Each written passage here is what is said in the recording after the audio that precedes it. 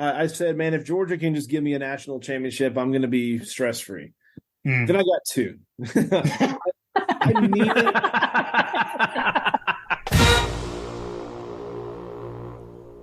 Welcome to My God Podcast. I'm Jim Wood. In this episode, John Powell and I are joined by Logan Booker from 960 The Ref, as well as another special guest. We talk all things Georgia football, from SEC Media Days to savoring back-to-back national championships.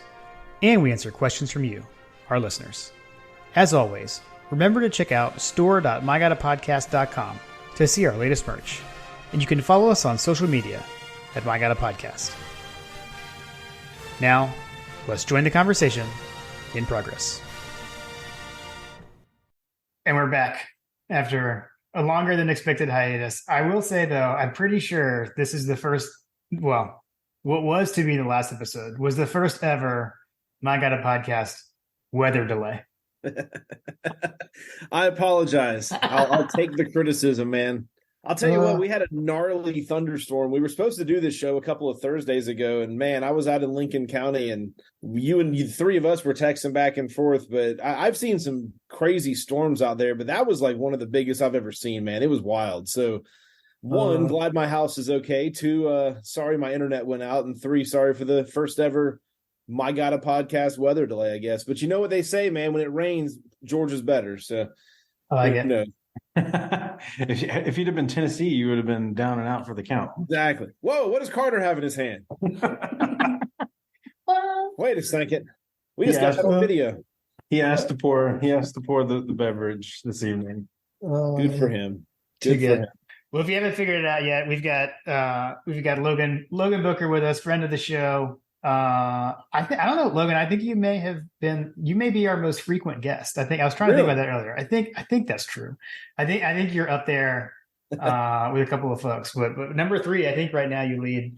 Other than Carter, but you know, Carter's in the family. Carter's the man. I guess what is it? Saturday Night Live. They give like the 5-time host jacket. So is that in the near future? I'm thinking by the end of the season I may hit number 5. Man, that'd be kind of sweet. We gotta commemorate that. We gotta commemorate that with something. That's right. Although I did tell you that I was gonna bring you something in the fall, and I still plan. But maybe I can hang this over your head as a carrot for it now. But it was the Cannonballers beer. I was gonna bring you some. Nice. No way. Yeah. Nice. Yeah, I love that. That's one of those like minor league baseball T-shirts I picked up. That's just like the logo's great. You know it. I mean, it's just a great logo, and I think I even picked up a sticker on their website. But if you got a Cannonballers beer, man, I'm all about that life. That's sweet. Yeah. Kannapolis Cannonballers is just north of where we live. Walker, he went to a game and brought me this App State beer. Check this out. This kind of nice. Cool. It's I think they just make it right there in Boone, but this is from that. Remember they won that Hail Mary against Troy? Oh yeah. Yeah. College game day was there. His son goes there, and he brought me that beer back. It's sealed. I haven't drank it, but maybe one day. Who knows? I'm still waiting on the official Georgia collab beer. I don't know. I don't know if that's like round on. There was the Battle and Bulldog beer back in the day. I've got some old cans of that, but can we not have a Creature Comforts like Georgia beer? I don't understand what's going on. Here's a little insight to that, and you guys probably know this already, but you know some of Georgia's biggest donors, biggest boosters. I'm not going to sit here and like name drop, but some of the biggest funding members of the Booster Club are alcohol distributors. It's a big business. Yeah. And I honest to God, I believe that's one of many factors, not the only, is why we still don't have beer in Sanford Stadium, is because all those guys want a piece of the pie.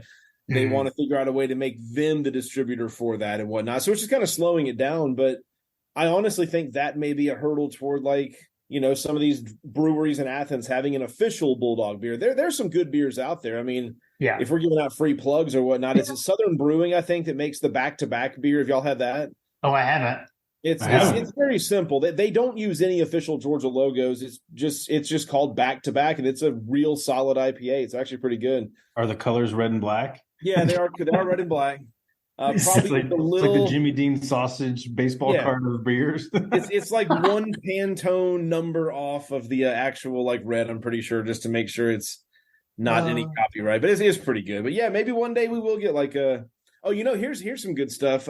Nick Chubb back when he was at SEC Media Days. I think it was prior to 17, his senior season. Kirby, no, it was Kirby brought him out there for his final media days. And I remember being in this group talking to him, and he's like, well, what do you want to do after football? Because Nick's a man of few words. And you can imagine his voice is very timid. He goes, I want to be a hops farmer.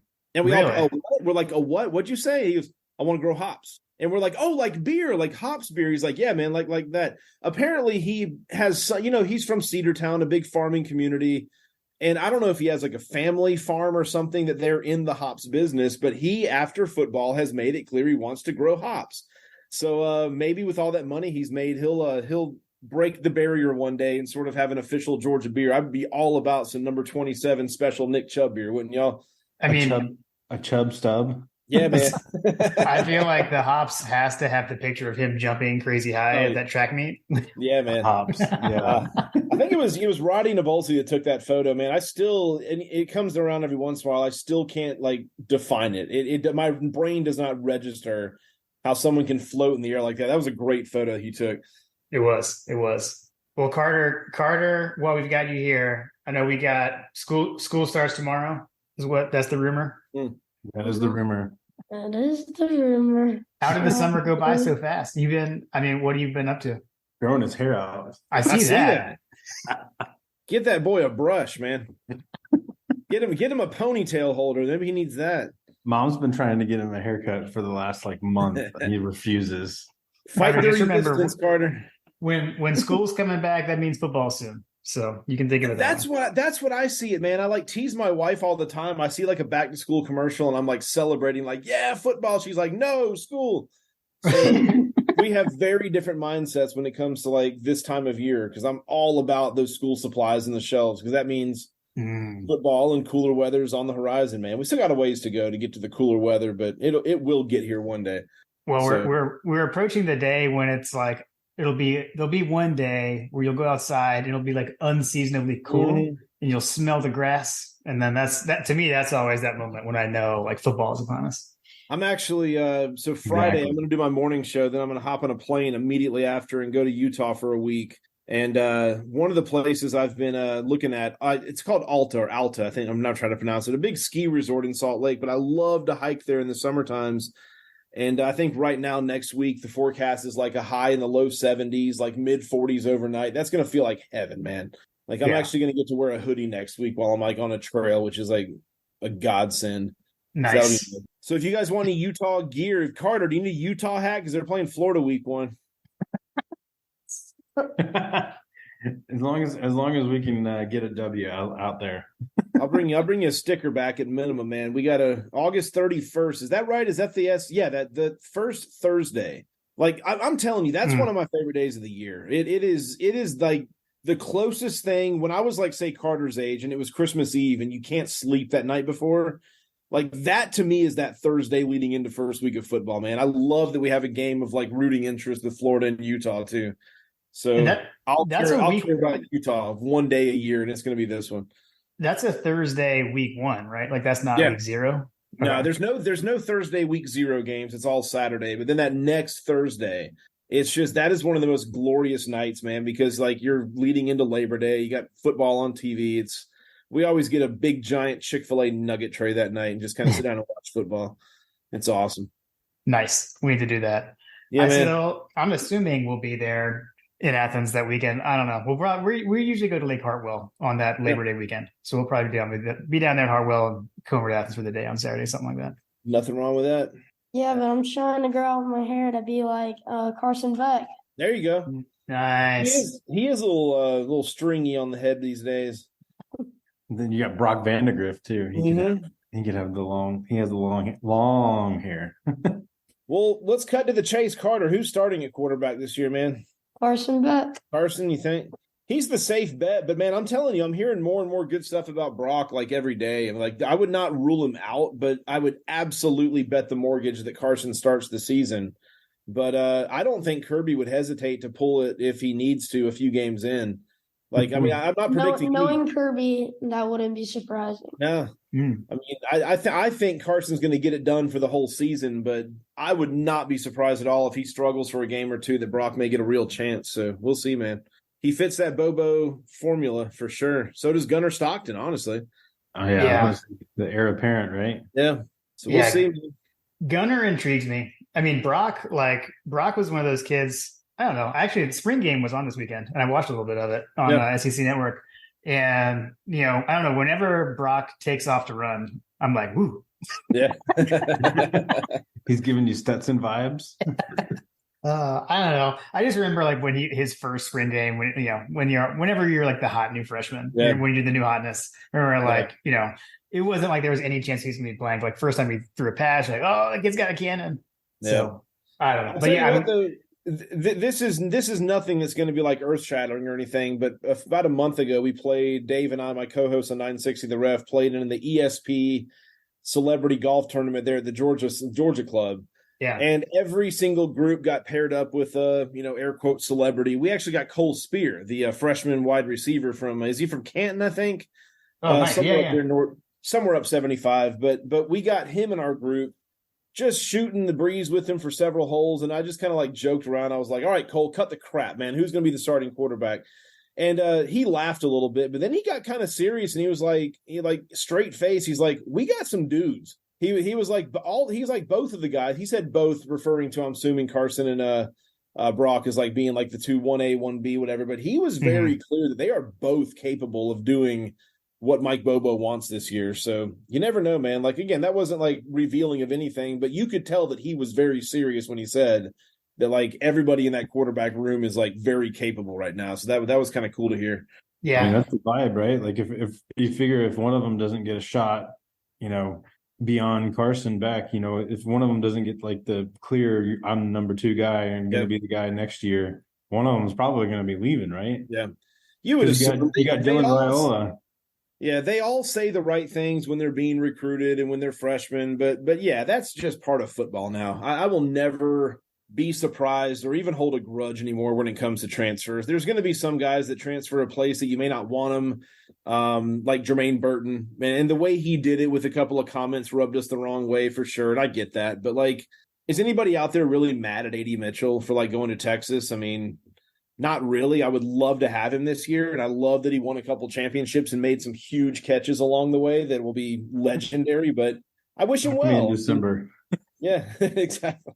Well, you say that. I think Texas might actually be back. What do y'all think? Ooh, what do you think? What do you think, Carter? Is Texas back? Is it finally official? See, here's the thing. I don't even think it's Arch. I don't think so either. Quinn. I think Quinn's legit good. And I think having another year, I think he – and I'll flat out say, if he did not get hurt against Alabama last year, Texas beats Alabama. Yeah. That's something – I can't prove it, but I'll always believe it. Yeah. And I think he's going to be solid this year. I think they get out a lot in the portal. Year 2 under Sarkisian. I'm absolutely picking Texas to beat Alabama week 2. I really do think that's going to happen. Ooh. And it's going to be solid. There. I'm telling you, man. Do a quick fact check on that one for me, Carter. I think he'll get the ding. Here's the question. Are you that confident that you would put money on it? Maybe like a $5 bill. I'm not going to like go heavy duty on it, but so you're not that confident. Not that confident, but I really do think it's going to happen. And you think Alabama fans are whiners right now? You wait until they lose to Texas. It's going to be a whole new level of glorious, Carter. I can't wait. So it's like betting TCU will win over Georgia in the national championship. Something like that. Something like that. So speaking of Alabama, so if you have them losing in week 2, like how many losses do you think Alabama has the rest of the way? Did y'all hear Aaron Murray's soundbite today on his Players Lounge? He was like, I forgot exactly how he said it, but he says Alabama's ceiling is 10-2. He's like they may be even 9-3. He's put it out there, but look, if LSU beat them last year, LSU can absolutely beat them again this year. It's going to be in Tuscaloosa. Yeah, I was about to say they were at home though. Yeah, I don't think Tennessee has a prayer that this year. I think Nick Saban did not like the way they handled that last year, rushing the field and all that. I just see that as a revenge game for Nick. I would not bet Alabama or Tennessee's going to beat them, but I've already said I think Texas beats them. I think LSU has improved that much, and I think they're really like loaded right now. And if you had to throw one more out there that just kind of may surprise, I don't know. Remember A&M had them on the ropes this past year, and I think A&M is going to be a vastly improved team this year. And that one's in College Station, I believe. It is. Well, It is. Yeah, okay. But I don't think they lose all three of those. I still think a 10-2 is more likely for Alabama this year. Then you also got like Hugh Freeze is always good for an Alabama scare. I know, right? And then the Ole Miss game sometimes can come up and bite Alabama too. That's their first conference game is Ole Miss. It's at home, but Alabama will always be stacked. We know that. They will always have dudes on that team, 5 stars all over the place, but they legitimately have a question at quarterback right now. Yeah. I don't think Milroe's good at all. I don't know enough about the Simpson kid, what he's done this past year to get better. And the guy from Notre Dame, Tyler Buckner, like there's a reason that he left Notre Dame because what was the kid from Wake Forest? Can't think of his name right now, but Sam Hartman, right? Hartman, yeah, he went up there, and there was no prayer of Buckner starting. So I don't think anybody in those three is going to step up and be that SEC, first, second team quarterback. But every time I say that, I do remind people that Greg McElroy and AJ McCarron also won national championships at Alabama. So you don't have to be elite at quarterback there, but we'll see. But I do have serious questions about Bama's quarterback for sure. How many losses do you think it would take for Saban to retire? I'm kind of done answering that question. I just assume he's going to be around forever. Like I'm done speculating on Nick Saban's tenure. Anytime I'm asked, I'm just like, yeah, he's going to take. What were we looking at a couple days ago? I think that they are scheduled to play, who is it, Arizona in 2033. And I'm like, Nick Saban is absolutely going to take Alabama to Arizona in 2033. So no, that's sarcasm, obviously. But no, if he does, let's say he loses those 3 games I just threw out there, that's going to start raising a lot of questions for Nick, is it not? I mean, yeah, you got to think that sunset has got to happen sometime. I saw the message board geniuses or something that didn't Nick and what's his wife Terry, they just bought like a $17 million house in Florida. I was just about to say, you got to start wondering if Miss Terry is ready to have Nick at home a little bit, Yeah, he's not getting young. Good. Not at all. Well, I'm interested to see how prominent the transfers are for them, because to flip it around, I just think back to 2016, year 1 with Kirby, and we had Maurice Smith transferred from Alabama, came with Kirby, and it was instantly the best player on our defense. And it was wow. And that kind of showed me how far behind we were. But now, I'm really going to be watching Tresman Marshall this year and see what he's doing at Alabama. Is he starting? Have we gone in the opposite direction, Yep. So, I mean, what was he, a 4th year, maybe even a 5th year? He's been around forever, it seems like. So, yeah. I don't know. I mean, and I'm not even trying to be Georgia Homer, but he definitely left because of the depth chart here. I mean, he just did everything he could do here, and he went to Alabama and saw better opportunities. So I wish him luck, but just not against us. That's all I can say. Yeah, seriously. Yeah, you'd be curious for sure. So Carter has to go to bed. Oh no, 9:30. We're gonna let him lead us out. What's your prognosis on Georgia's season? Let's go Dogs, baby. That's right. Are you predicting another undefeated season? Yeah. There we go. Well, at least he didn't go, well, I see 9-3. Hugh Freeze is going to nip us over there in Auburn. Tennessee's going to get that revenge, and, good luck against Ole Miss. At least he didn't say that. Well, any remarks or thoughts on the season? I just said it. Anything Carter. else? Anything else? Carter, here's a trivia question before you go. Do you know the one SEC team that Kirby Smart has not beaten at Georgia? There's only one. Alabama, right? Now, we beat Alabama 33-18, baby. Well, oh wait, yeah. There's only one. He's 0-1 against this team. 0-1. What do you think? South Carolina. Nah, we whipped South Carolina last year big time. Ole Miss. He's never beaten Ole Miss. Well, sorry, I was just listening to my mom. All good, man. South Terrible advice. So remember year 1, 2016, we went to the Grove, had that early kickoff, and they you can't end on that. Ask me another one. Well, I was going to say that's going to be awesome for senior day this year. Ole Miss is coming to Athens, so we will finish the SEC by beating them that night. How sweet is that? That's what I'm talking about. You don't want to end on that, so you want him to ask you a different one. Ask me a different question. What's another trivia question I can come up with? All right, here's a good one. And this I'll actually kind of bring in one of our listener questions if you don't mind.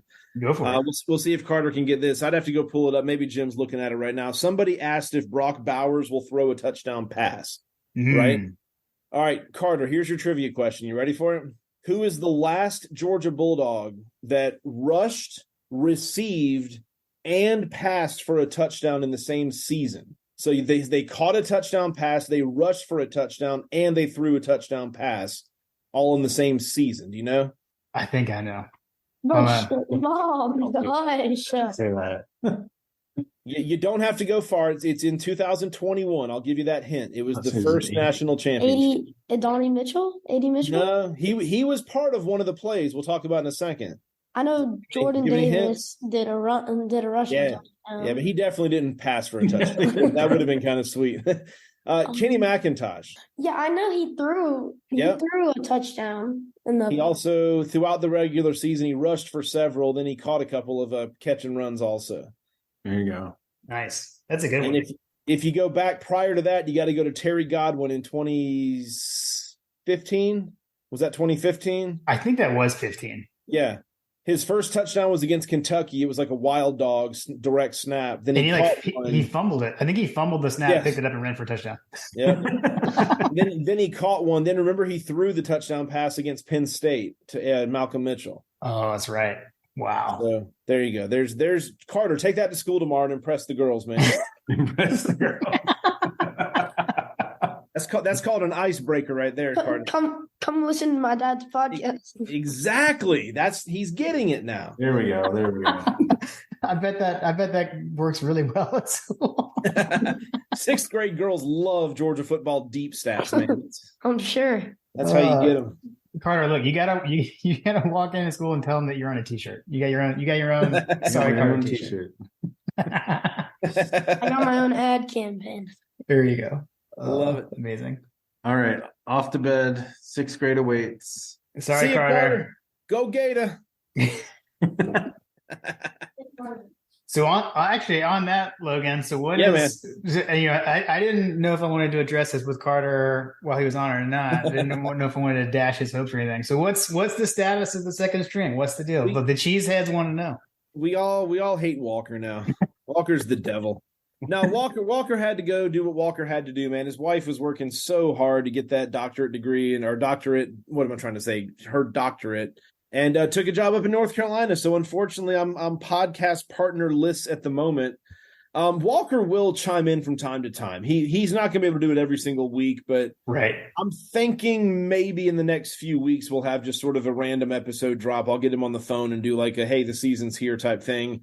I absolutely want to get something more permanent, but I just don't have many resources at the moment. Right. You'd be surprised how few people actually work at our radio stations right now, and a lot of them, believe it or not, are just not sports people whatsoever. I mean, like we only have the one live show on the Ref now, me and Dave. Yeah. And there's really not that many in-studio resources. So I've got some ideas that I'm not like nothing really in the works right now, but I absolutely want to get it cranked up here pretty soon. So hopefully there's something. But like I said, we will have Walker drop in from time to time. We've not heard the last of me and Walker and Kareem doing our thing. It'll just a little more sporadic, which is fine. But I'll tell you what, man, while we're on that note, Walker is awesome. And working with him the last, what was it, 4.5 years, I think we figured out, did well over almost 300 episodes. And he was fun, man. I feel like we had good chemistry. We had a good time. We definitely brought the lightheartedness to all of our topics. And it's going to be hard to replace him. In fact, I won't replace Walker. It's you can't. I mean, it's just one of those things where like he was the perfect podcast partner, but he had to follow life, and I totally get that, man. So yeah, we'll see. As soon as I know something, I'll let Carter break the news when I know something. He was the Brock Bowers to your Stetson Bennett, huh? I'm telling you, man. Or he was the AD Mitchell to Kenny McIntosh. How about that? There you go. Man. But it was good. I mean, it really did. We made so many connections. I mean, I include you guys on that. Like we've made podcast friends throughout the years, and a lot of people that, y'all know as well as I, doing these kind of things connects you to a lot of community. Yeah. And we did build a good following, the Cheeseheads, and I just begged them to hold on. We will get something cranked up again eventually, but we'll figure it out. I have to say that you guys were definitely a part of the catalyst of this podcast. So deeply indebted to you guys, just because when we talked about the style of what we wanted to do, it was you guys that we kind of had in mind as far as what we wanted to do. And then, just thanking you guys for the dedication to do it for so long. I appreciate that. That's nice to say. I know that like in this season of life for the last several years, however long, I can't even remember when Carter started listening to you guys, but like it's definitely been a part of our lore. So I think I speak for a lot of other folks, that this it's very much appreciated. Well, we appreciate that, man. It was fun, and like I said, we'll get some more. We have not heard the end. I have not trashed the soundboard just yet. So that's that legendary soundboard that I will never get rid of. So, in fact, while it's sitting idle, I can absolutely kind of send y'all some hotkeys here and there if you guys want to incorporate them. Y'all, I was just about to say, please feel free. Do you license them out? No, that's always been a fear that someone's going to ask us for the license one day. That one day Kareem Brown is going to discover our podcast, and the lawsuit's going to be immediately after that. So don't say anything to her if you don't mind. That's kind of how we felt. That's kind of how we felt about the My God Podcast logo for a while there. Until the family member of the Munson family basically said it was okay. We do know somebody. They're like, we love the logo. Always some comfort, man. Well, that's good. That's good to hear. That was good to hear. I just had to ask. I know Carter got a pretty sweet shout out on the final episode. That I was, nice. And I was mowing the lawn actually, as that's one of my primary podcast listening times. Yeah, man. And I texted John and I was like, John, has Carter listened to the last thing? I was like, they gave him a shout out. I was like, he's gonna freak out. That's awesome. He did. He was like, did they say my name? Well, he gave us that awesome Carter intro, man. That was sweet too. That was good stuff. Amazing. I know, like originally I had said, before we had our weather delay, we were going to talk media days, but I don't know at this point if there's a whole lot to say from that. I don't know. Did you pick up anything, Logan? I mean, as someone who has attended media days in the past, anything stand out to you? Really, just Kirby being Kirby, man. Like that dude knows how to win a podium. He knows how to stand in front of something and sell his program and let everybody know that, hey, and he acknowledged at some point, it's been a long summer. I think it was Pat Forty that asked him the question about the off-field things. But surprisingly, and I was very surprised by this, that I think there were 13 questions somebody pointed out on the podium itself. And only one of them happened to be about, speeding or off-field issues. And it was Pat Forty of Yahoo, one of the national writers that, his name. But other than that, it was back to football. That was my takeaway, is that for Kirby, for the players, for the media, the beat writers that are there, for us, the fans, it was really nice to talk football again. I know I'm not in the category of someone that has dwelled on this whole off-field issues all summer long. It happens. And something very, very tragic happened back in January, and they paid dearly for that. And then, they can't get the speeding under control elsewhere, but it really is like back to football now. It felt like it was what media days really is, that unofficial kickoff to the season. So that was nice. And Brock Bowers, as you guys, I'm sure, saw many clips of him. The dude doesn't talk. He's just very, very, very shy. Yeah. He's the epitome of like the low hanging fruit joke is the Clark Kent Superman. He's like this, very humble. I don't want to use the word nerd, but he's just kind of a goofy kid that you would never suspect. If Brock Bowers walked up to you in like an airport, you're hanging out, like talking to him, and then he dropped in, "Oh yeah, I'm an All-American tight end at the University of Georgia." You'd be like, "No, you're not. Stop. No way. Like you may play for like Toledo or something, but you don't play for Georgia." But man, when those pads go on, he's just a different cat. So to see him kind of come out of his shell just a little bit, that we've never seen before. I mean, we've had him for a couple sentences here and there after a football game, but that was a brand new thing for everybody to listen to Brock. And he still was timid and shy, but I thought he did fantastic. He was good. So yeah, I mean, it was just like I said, there was really no news out of media days. I know Kirby did confirm some of the injuries that we had sort of read about here and there. And unfortunately, it does not sound like Branson Robinson's going to be ready for the season. Had foot issue back in the spring, is apparently pretty serious. And sounds like Munden, Smile Munden, who we all know is, a future All-American. That dude is awesome, man. But he's probably going to miss some time too. But if there was ever a schedule, and I'm not trying to belittle the schedule like our rivals do, but if there was ever a schedule we can manage, like a slow start, we got that. So they're not going to the season is not derailed because a couple of guys won't be healthy to start it up. Everybody that's we need is going to be out there, so that's good. But you just call on another 5-star recruit to take their place. It's funny, like all the you guys know as well as I, rivals all over the place. What was the knock? It used to be like, oh, you guys got all those 5 stars and can't do anything with them. It's like, well, now we got 5 stars and we win national championships and we got more 5 stars. So your nightmare has come true. Yeah, exactly. We're enjoying it right now, man. So yeah, we are deep at every position. Keep Kendall Milton healthy and we'll be fine. Yeah. And some of those inside linebackers, like CJ Allen, you said you watched some of the spring game, Jim. Mm-hmm. Yeah. That dude just stood out, man. I mean, he's supposed to be at prom and he's out there like looking like an All-American already at G-Day. So we're going to be fine with injuries. It's going to be a good start to the season, man.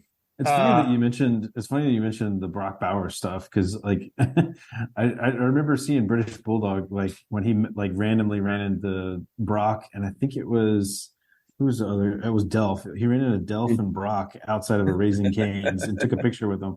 And I remember thinking the same thing like wow, he just looks like a normal tall dude. Yeah. I mean, like, it's weird. I'm not trying to be creepy, but there's some people that, like, when they're wearing normal, like, nice clothes, dress clothes, whatever, you don't recognize, like, how ripped they are. Then they, like, get into football mode or they take their shirt off at a pool or something. You're just like, I did not see that coming. Like, that's Brock Bowers, man. He's sneaky, just, like, big, strong, crazy athletic dude. So on football game days, he's just a different animal, man. So he's not Ben Watson when it's obvious all the time. But I mean, I do think Brock is the best tight end we've ever had. I think that conversation's already done. I don't care what he does this year. And I think Mike Bobo has big plans for Brock. I think you're going to see a statistical, just phenomenal year for him.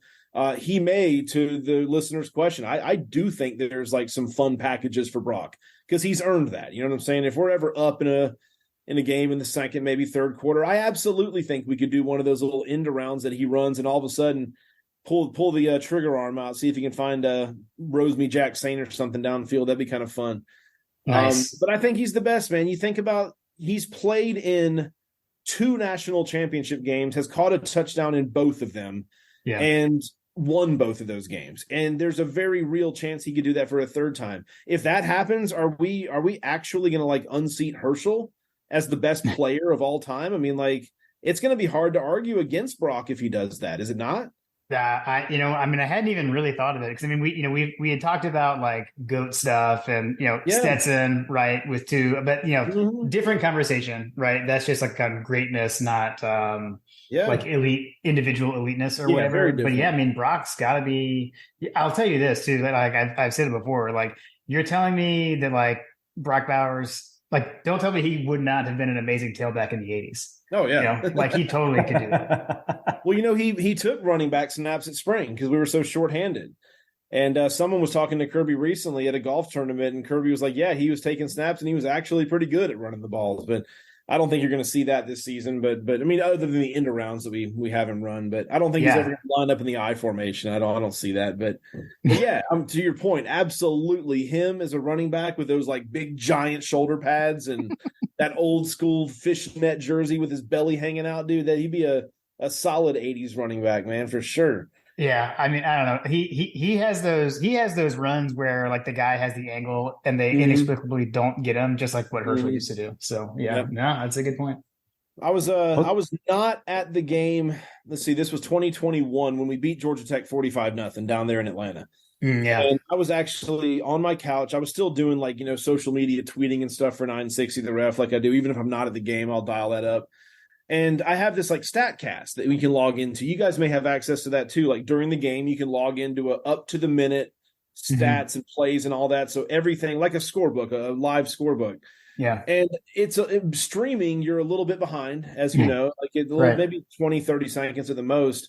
Well, when I was there, I think Georgia had the ball at like the 20-yard line, their own 20. So there's like 80 yards in front of them.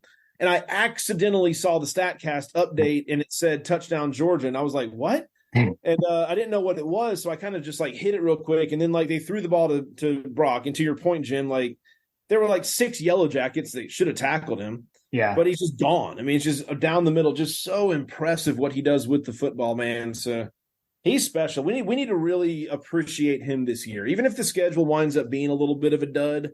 It's not our fault, by the way, but if it winds up being a whole lot of lopsided games and maybe we don't have the drama, maybe we don't have the big moments in the regular season, I really want to like implore all of us and all Georgia fans, like enjoy every moment you have with Brock, because that's going to be one of those dudes you're going to tell your grandkids about one day, that you got to see Brock do his thing.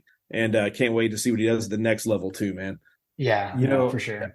I've heard some folks talk about, like, with the lack of with Darnell moving on and that kind of thing, like, hey, are people going to like key in on Brock, and his reps and his receptions are going to get cut down. Like, we're talking about we have a whole host of other tight ends and a whole host of other folks that can step into that quote unquote Darnell role, but like Mike Bobo is going to be stepping in to call the plays, right?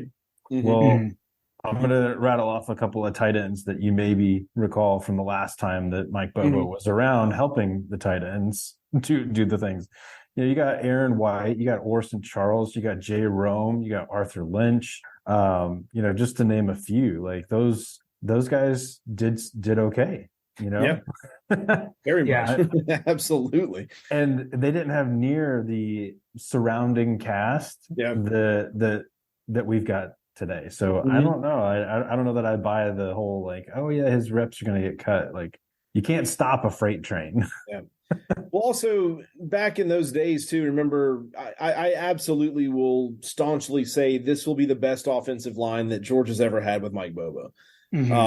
That was one of Mark Richt era's deficiencies, was you always had like one or two really capable offensive linemen, and then a bunch of guys that may not be, what the caliber, what we're used to today. So I think that's going to help out in a big way too, is just having the protection, having the scheme, knowing what they're doing there on that line to let Brock do his thing. I know Darnell was a huge blocker when it came to that, but I think these other tight ends are absolutely going to be able to fill that role. But yeah, Bobo would be a fool if he didn't have a whole bunch of plays lined up for Brock already, man. He's going to get his. Well, and it's not like, defenses weren't trying to key on Brock last year. I mean, that's been happening since at least like the last quarter, maybe of the freshman season. Like, sure, Clemson, but like after that, like by the middle of his freshman year, people were already.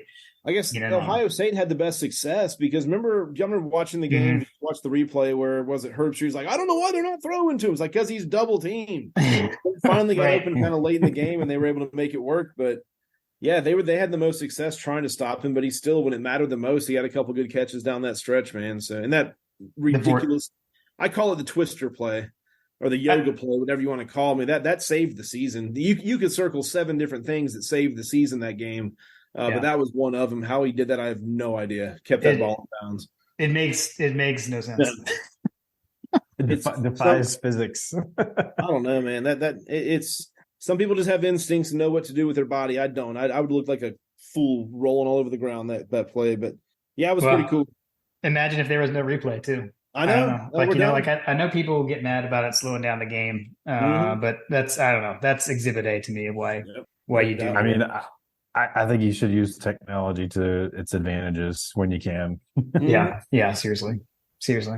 Well, so Logan, what's your outlook for Bobo? We've talked about him a little bit. Does the Monken to Bobo transition concern you at all?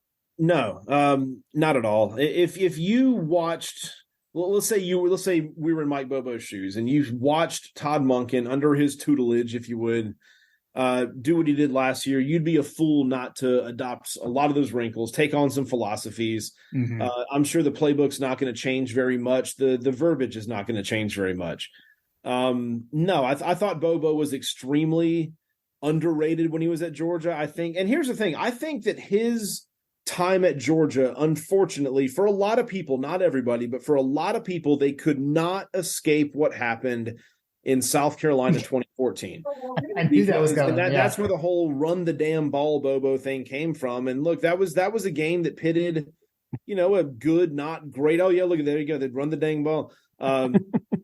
John's showing off his hat here, but yeah, it's I don't know. You had Todd Gurley at the line, and we can go down and recite the scenario. We had an interception. We were down by I think 7 at the time. whatever it was, whatever the scenario was. But we get the ball down at the goal line, and he runs the fake to Gurley, and he was it Hudson Mason runs to his right, and then it was the intentional grounding. And then you're backed up a little bit, and then so on. And then from that one play, so many Georgia fans wanted to forget about the ridiculous stats that Bobo put up for years, those crooked numbers, that massive offense over the one little faux pas. And it goes even further for me that if that play had worked, let's say Hudson does roll to his right and he finds an Arthur Lynch or somebody in the end zone, we are screaming that Bobo's the biggest genius that's ever come to Athens. He took a shot on something, it collapsed, it melted down. And for a lot of people out there, they just can't get past that. And I don't think that's fair, to be honest with you. I think Bobo was a phenomenal offensive coordinator, and he'll be just fine. And Jim, you said it a minute ago, man, Bobo has never had the weapons and the offensive line that he has now. And it's going to be a absolutely seamless transition, in my opinion. I don't even think about it. Yeah, I agree. I mean, Monken was basically like singing Bobo's praises, because like there was like that one play, I can't remember which one it was, but he was like, well, that was Mike Bobo came up with that play. Yeah. But to your point, like an SEC offensive coordinator's job in the SEC is like the most unforgiving position in college football, because like there were people that were still calling for Monken's head because Stetson was starting, like they were just unhappy just to be unhappy. And I love that the gang's back together too, man. I love that Kirby's the head dog. I love that Bobo's back. I love that Will Muschamp, secret agent Muschamp, has gone and destroyed. Where did he go? He went to Texas first, and he went to Florida to South Carolina. And now he's back home. He did his job. But I think he's a phenomenal defensive coordinator. I really do. He never failed at a defensive coordinator. He never handled the CEO head job. A lot of people have gone that same route. I think these three right now are so happy together. And I wish I could like see it with no cameras, no journalists, no nothing. I want to see what it's like in the living room of some of these South Georgia kids when the three of them go recruit. You know what I'm saying? Like, it's got to be off. Oh, it has to be just a phenomenal thing. I can't imagine. I mean, and just to go from, like those three guys were like sitting at Allen's having a hamburger and a beer, back in the 90s. And now they're running their alma mater, this football program. It's, it's like, it's got to be a dream come true kind of stuff. I would be surprised if ESPN, like if game day doesn't come to town and they don't have some kind of like segment on that story. Like if they don't, like we need to get someone at the university to get off their ass. So if game day comes this year, what game would it be? Well, I mean, I don't know if we have one, or if we're on. Yeah. I guess if South Carolina like whips up on North Carolina week 1, maybe there's a little bit of interest in coming to RGC South Carolina, but I'm not counting on that. I mean, I'd have to go look and see the other games on the schedule. I think, is that Ohio State Notre Dame? I think that's that weekend. So you can rule it out. Maybe Ole Miss will surprise us like Kentucky and Arkansas did a few years ago. Yeah. Maybe Ole Miss will have a really good year. They'll be, whatever in 1, then they'll come here. Maybe we'll get game day, but I'm not making game day plans this year. I don't think they're coming around, unfortunately. No. There's some folks that are like saying that Missouri could be the hotness this year. That's right? actually true. I think we do this thing at work. We are not unique to this on the morning show, but me and Dave both have a Phil Steele magazine, and we spin the wheel. We hit a random generator, and we'll come up with a number on Phil's power poll. Then we'll flip to that page, and we'll just spend a few minutes picking apart that team and just kind of coming up with nuggets, coming up with whatever we can. And we got to Missouri a couple of days ago, and forgive me, I don't have their schedule in front of me right now, but they absolutely could be undefeated when they come to Athens. I forgot who they're playing. I don't have a helmet schedule right here, but I guess I can pull it up while I'm talking. But yeah, they very much could come to Athens with no losses. And maybe that'll be, College Game Day does want to come see the champs. I believe that. I don't think they avoid Georgia like a lot of us people believe. LSU and Kentucky are their biggest roadblocks ahead of Georgia. They got South Dakota, the Coyotes, Middle Tennessee State, Kansas State, but that's at home. Okay. Memphis, Vanderbilt, LSU, Kentucky, South Carolina. That's their slate ahead of the Georgia game. So LSU is going to be really tough to figure that one out. They get LSU at home though. Yeah, I mean but there's the thing. If they are undefeated, that means they would have already knocked off a team like LSU, make them even more intriguing. You know what I mean? Yeah, exactly. So maybe exactly. kind of hinges on October 7th what happens against Missouri. But hey, I'm all for it, man. Go Cats. Go make it happen. Yeah, the other one could potentially be Ole Miss if one of those, upsets like at Alabama or whatever. I mean, they have a gauntlet that they've got. Yeah. They play Georgia Tech, they play Alabama, they play LSU, they play Auburn. Arkansas. It just feels like every year when we do complain about the home schedule, the big game is not who you thought it was going to be, kind of deal. Like you mentioned that Arkansas game, right? I mean, who in the world would have thought that would have been as hyped as it was, right? One of my favorite. I remember it's ironically, but so my brother lives out in Utah. That's why I go out there a couple times a year. But I was in Utah a little bit later than normal back in 2021. It was like mid-September, and I was out there when they announced the kickoff time for Arkansas. And I remember being like, I remember vividly driving in the car, opened up, I was like, really, noon? You got to be kidding me. Like number 1 versus number 8? Like, why is this not a night game? And little did we know then that we were in for the best noon atmosphere that we've ever had in Sanford Stadium. I can't describe it. I mean, if you guys were there, right? I was there. It was unreal. How did that happen? I have no explanation. We had the whole family there, so we brought both of our girls, which is not, they usually don't want to go. That was the game we took them to. Like, nooner, like whatever. And I had my Beats headphones because I still try to listen to the radio in the stadium, and I was trying this like Bluetooth setup. It didn't work, but they're noise canceling, and so both my girls were fighting over my noise canceling headphones because it was so loud, like they had a headache. So it was awesome, man, absolutely awesome. But yeah, there will be a surprise team on the schedule. Could it be a Kentucky? Could it be an Ole Miss? Could it be? Yeah, South Carolina's a little bit too early. There's not enough time to get the hype involved, but yeah, we'll be just fine at home this year. Who cares what the other people are saying about our schedule? I would have loved to have gone to Oklahoma. I wish that would have, but it didn't, and it is what it is, and we'll go from there. But it's our opponent's fault. Blame South Carolina, blame Auburn, blame Florida, blame these guys for not being better. And you say, oh well, it actually is Georgia's fault because we out recruit, we outwork, we out prepare, we outplay, we kick their ass on the field. And then they're the ones that kick and scream and cry and call our schedule weak. I mean, it's look in the mirror. That's what it is. Yeah. I hope our schedule's weak for the rest of my life because that means Kirby's doing it right. Well, and if you give random other team in college football our schedule, it doesn't look so easy. It looks so easy because we're the ones playing it. I love that was one of Kirby's media day quotes. He's like, if you think our schedule's tough, come play it. It's like, I hear you, man. There's a lot of teams out there that we're not. That's not targeted to Alabama or Ohio State or Clemson. Even that's geared toward the Auburn fan that wants to run their mouth. I mean, come play our schedule, see what happens. Yeah, we can't play ourselves. I'm sorry. So who cares? I've gotten so like untriggered by that whole argument now. It just kind of feeds my soul every time I see it.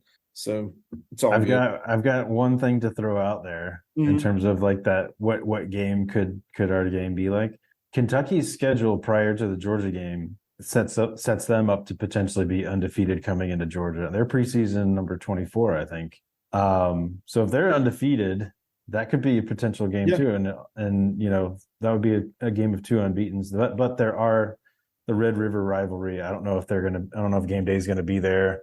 Oklahoma, Texas plays that year, that weekend, Alabama, Texas A&M, but that could be a game of 2 unbeatens. Yeah, and I got to backtrack a little bit. When we said that about Missouri, I had a brain fart. It was Kentucky we talked about. Okay. And that makes more sense because once I saw LSU, I was like, no, I surely didn't think that Missouri's going to beat LSU. But yes, Kentucky's schedule absolutely. And to John's point there, they're already sort of preseason kind of on the cusp of the rankings. That could put them up there in the they were 11 when they came here in 21, and I could see them in the 15-ish range if they win those games. Why not? You never know. Yeah.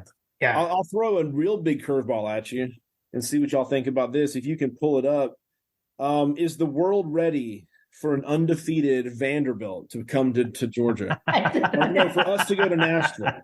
Yeah, I know you're laughing, but pull that schedule up and let's break this down game by game for just a second because it's a little bit more manageable than you might think. So if they run this table, it's going to be so amazing. Go ahead. How amazing would it be? So week 1, Vanderbilt's going to be hosting Hawaii. That's actually week 0. Okay. August 26th. They hung 63 on the Warriors last year in Hawaii. They're going to win that game. Yes. Then they host Alabama A&M. Okay, that's a win, right? We're not going to argue that, are we? They're 2-0. Right. They're going to go to Wake Forest, and Sam Hartman is no longer there. I don't trust Wake Forest to be good every single year. They're either like sneaky good, or they're not at all. I think Vanderbilt springs an upset in Wake Forest. Then they go out to the desert and play a really terrible UNLV team. That's not a good team. They're 4-0, guys. Mm-hmm. Then the next week, they're going to host Kentucky. Guess what they did in Lexington last year with Will Levis? They beat Kentucky last year. So why could they not do it again? So that puts them at 5-0. Then they got Missouri, who you never know. That's a coin flip, is it not? I mean, I don't think they're going to beat Missouri, but they could. And then Florida, I think, is absolute hot garbage this year. And then we go there. They could be 7-0, guys. Did the math right? They could be 7-0 when we go to Nashville. That would be amazing. How fun would that be? That would be amazing. Undefeated teams playing in a high school stadium. Have I sold anybody on this? Is anybody buying the Logan Booker Vandy special, man?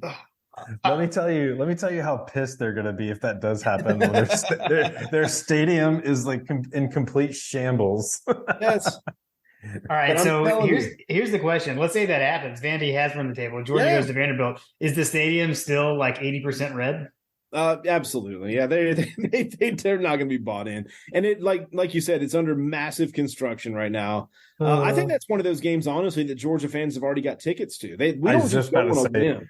Most people already have tickets that I know of. Yeah, that's one of those like every other year traditions for a lot of fan groups or like groups of friends that do that every year. So they've already got tickets to it.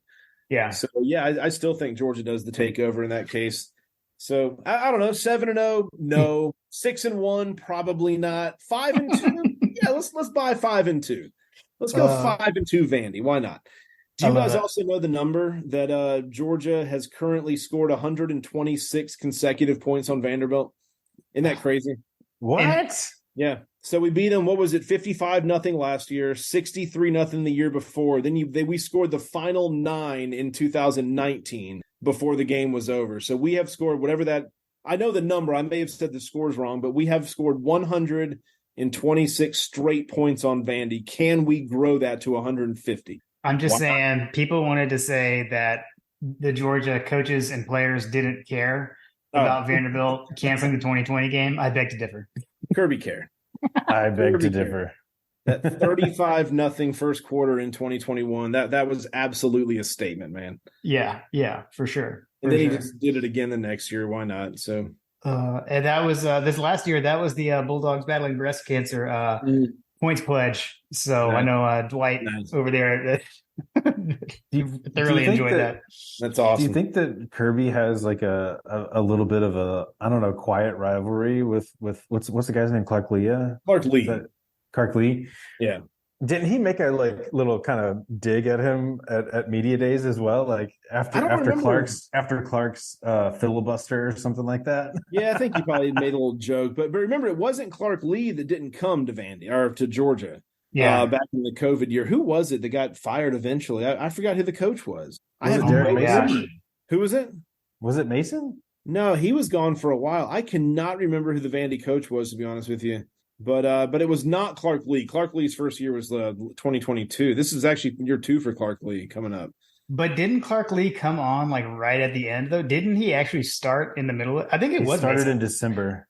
I thought Mason. Yeah, he replaced Derek Mason. Yeah. So it was Mason. Okay, my apologies. I'm not even. But it might have even been Lee because like it was an actual like mid-year transition that year. Okay. So yeah. But yeah, which I also feel like he looks kind of like Brad Guzan. But yeah, that's neither here nor there. Jim got me on that one. Vanderbilt. Have y'all been to Vandy for a game? I have, but not since college. So not since like 2000. It's a great trip. I hate that we're probably going to lose them as an annual rival. I mean, not rival, but an annual matchup because it is such a fun trip.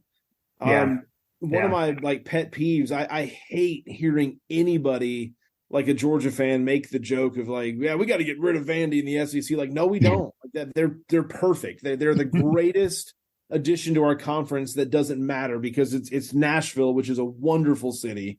Love going there. It's pretty much a guaranteed win when you go. I mean, we've lost a couple here and there, but it's just a good trip with your buds, and it's a good place, man. So never, ever, ever get rid of Vandy, and they bolster our academic averages so high, man. So we appreciate them for that. No, Missouri is the team to get rid of. Missouri is the team to get rid of. They do nothing for me. Nothing. They really do. I've never been to Missouri. My in-laws have. They were not very impressed. But yeah, I've been a lot of places, but I've never been to Gainesville, and I hope never to. But I also hope to never go to Columbia, Missouri. I just have no interest whatsoever. Yeah, me neither. Me neither. I love traveling with the dogs, and that's one thing. But like, if I never hop on a plane to go to Missouri, I'm fine. Well, they're in the Midwest. It's not exactly. It's not the Southeast. I don't get rid of them. For the fact checkers that are out there, it was Derek Mason. Derek Mason was fired at the end of November, and Clark Leah took over in December. Okay. I didn't realize that. All right, but okay, we can move on. But my question is: remember, everything was delayed, and that was supposed to be like our last game. So it's possible that game was scheduled for December because it was SEC only schedule and all that kind of stuff. But I digress. I've got it in a shoebox here. I'm not going to try to dig through it. But one thing I thought this was kind of neat that after the COVID, you're right. The COVID Jim is year right. Sucked. I mean, I hate everything about the COVID year, but that game for Vanderbilt. So that year they did not give media all the credentials at once. They kind of gave it to you game by game because they didn't know what games were going to happen and where they were going to be. So they kind of waited and said, all right, we'll put them in the mail for your game coming up this week. Claude Felton, you know who Claude is, the SID. Oh, yeah. He, I guess he did this for most or all media randomly after the season was over. This was like in the spring already of 21. I get a letter in the mail, a little package from the University of Georgia sports media department, and it's the credential for the Vandy game. And it was just a really short write-up from Claude that just says, hey, just thought you may want to have a little memento from the game that never happened. And it was like, that's kind of cool. I mean, like, is it a bad memory? Sure, but it's also a kind of a cool, rare artifact. You know what I mean? It's like it's a credential for a game that never took place. The game that never took place. Yeah, which cool. is so. I'm still trying to wrap my head around that there were games that didn't happen because that doesn't happen, you know? It feels like a lifetime ago thinking back on all those things. But Jim is correct. It was December 19th and it was canceled. So it was not Derek Mason. Yeah, man. I'm good for something. That was a game that it was played 0 times, but we previewed it twice on this. Right. Amazing. Maybe they listened to y'all and they're like, we're not going down to Athens, man. Yeah, seriously. Kick our butts. Seriously. I know, Logan, you got a morning show to get to in the morning. You want to? You guys want to hit some of these listener questions? Yeah, I definitely want to answer some of those. I saw them on Twitter. There's some good ones. There were some good questions. All right, so I bundled the first few because there was some uniform Twitter, and I feel like the first one is kind of easy. So John Michael D said, "Is uniform Twitter dead now outside of recruiting photos?" And he tagged a friend of the show, Hunter, also designer of the Cheesehead sticker. He's brilliant, man. But so I will say my preface to answering this is it's not totally dead because we got 3 uniform questions for the podcast. Twitter's not dead. I think Kirby may be uninterested right now, but that's a different level. Oh wait, I was about to say, did Hunter like die overnight? Like he's not going anywhere. Although, is it uniform Twitter or is it uniform X? I don't even know what. Sorry, we don't need to talk about it. These things don't need to be discussed. Hey, here's I don't know if y'all saw this or not. Do you guys? The X and Twitter, forget that, man. Do you guys follow the UGA equipment account? Yes. It's so amazing. Did you notice about a month ago they had this real short video of them like hanging up a jersey or two, and the caption or something said a new jersey for Harry Dog coming this year, but they didn't really show anything or like elaborate. And I don't know if it's going to be like a drastic change or if it's just something little tweak here and there. I'm anxious to see it because I have no idea. I haven't gotten any inside info at all on what it is. I missed that. But interesting. We need to exercise some resources there, Jim. Yeah, we hit up some inside sources. Make some calls, man. As far as uniform Twitter, no, it's alive and well. I love talking uniforms, but I I don't think I think we're all wasting our time if any of us get excited at all about any rumor we hear. I don't think Kirby's interested anytime soon. I kind of feel like, and I don't even know if it's a superstition or if he just realizes that, like, hey, there's no need to change a damn thing in the short term. Exactly. We have the potential to be the first team to win back-to-back champions since Minnesota in the pre-modern era. I don't think he's going to get cute ever. Now, when this streak, if you want to refer to it as that, eventually, believe it or not, are y'all sitting down? I know you just took a big swig of your drink, John. We're just going to lose a football game at some point. I don't know when it's going to happen, but it's going to happen. And Georgia's not going to win a championship some season in the near future. It's going to be wild. It may be in Carter's lifetime. It's possible. It could be. But I do think that once that takes place and we're sort of back to, all right, let's get ready for another season without all the distraction of, can you three-peat? Can you do this? Can you keep it going? And you're just sort of settled into a season. Then I think we may get those 1980 jerseys that Kirby admitted he loves, by the way, that we wore against Arkansas in 2020, or we may get a random black jersey in a night game. I think that needs to be more normal than it is already. But so that's a pro segue to the next question, because so from Brett Belding, which shout out Brett, I got to meet Brett in person on Fripp Island over 4th of July. So he said at SEC Media Days on a radio interview, Kirby said they still have the white red 80 throwback uniforms they wore for 2020. That's what you were just talking about, Logan. He kind of goes the other way. So I think this is kind of the inverse of what you're saying. He said, how many titles does he need to win or he'll give in and give us an alternate on the field? But you're kind of thinking it's the opposite. Yeah, I think it's the next season in which Georgia's not defending a national championship. That's a better way to put that. I think that's the next time we'll see an alternate jersey. That makes sense. Did y'all hear this? I don't know where I heard it, but I think it's pretty official that Kirby does have that like fun bone in his body. When we were supposed to play Virginia in the year 2020, prior to the COVID just shuffling everything up, my understanding is that those 1980 throwback red pant, white top jerseys, they were supposed to be a run through the tunnel surprise for the fans down at Mercedes-Benz Stadium. I've heard the same thing. They may have even planned on warming up in regular jerseys and then swapping them for the smoke and, hey, it's time to kick off. That I'm pretty of the belief through people I've talked to that was the plan for that. And I'm glad they stuck with them for that Arkansas game because they were a purpose. They were honoring an anniversary of a really good year for Georgia. I know that 1980's become a joke for a lot of people outside of Georgia, but it's okay to be proud of a national championship 40 years ago. And that's what that was. That was kind of cool. But yeah, I mean, the fact that Kirby had that planned, I definitely think in the future he'll do something similar to that again. I just don't think it's going to be this season because there's so much laser focus on doing something unfathomable, and that's the three-peat. Yeah. So are we coming up on any anniversary? Yeah, it's the 2-year anniversary of 2021, man. Every other year we can celebrate that. Well, let's see what's this upcoming year. 23 2013 was a good not great season. What happened in 2003? We had a good team in 03. Yeah, 2003 we went to the SEC championship game and lost it. 93 was we don't want to talk about 93. A little bit out of my memory bank here, but 93 was not so great. 93 was not so great. That was the year after Hurst and Hastings left. So no, that was our scientific research of we're not coming up on any anniversary right now. I would agree with that. I just wish that we would just go with the blanket. This is the rotation. Auburn, Auburn at home, we're in black. Tennessee on the road, we're in red pants. Kind of thing. I think all NFL teams do it, don't they? I know you can pull up on the Falcons website. They'll give you the uniform combo of every single game this upcoming season. Every single one. So what's weird is Georgia, I could be wrong, but Logan, you would know better than I do. I feel like in 2016, we did that. In Kirby's first season, or at a minimum, he said, we will wear the black jerseys. Now, it was against a directional school. I can't even remember which game it was. Louisiana Lafayette in November. November.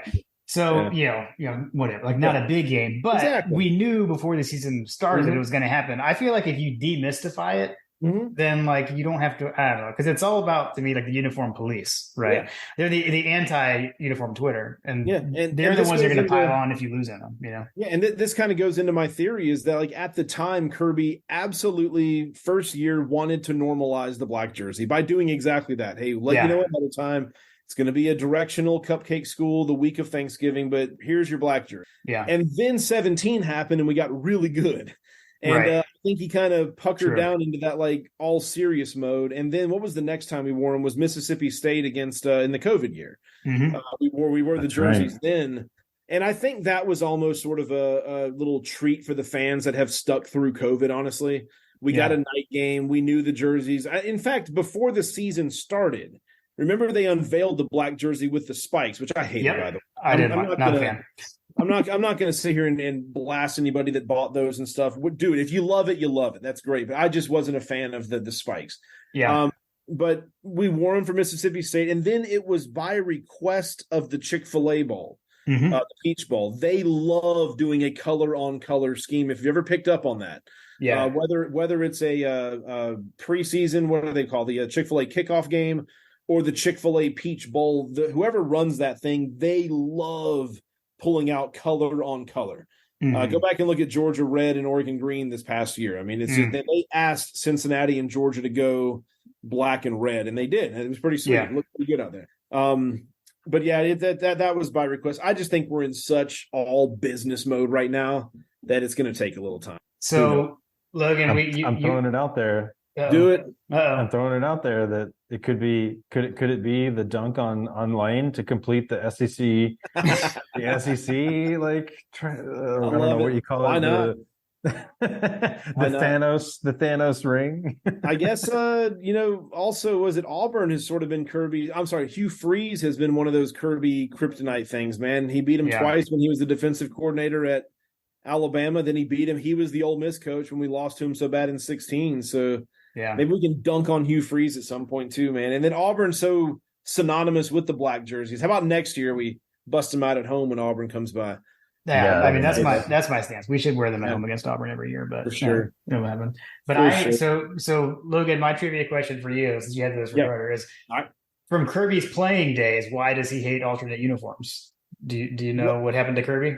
Wasn't it the 98 Florida game? Yes. And he hated those black pants, and I'm with him. They were terrible. It was that game. It was because they had worn the black pants the year before against Wisconsin in the Outback Bowl, but with white jerseys. And then against Florida in 98, it was red jersey, black pants, and it was not a good look. That was my freshman year. I was there.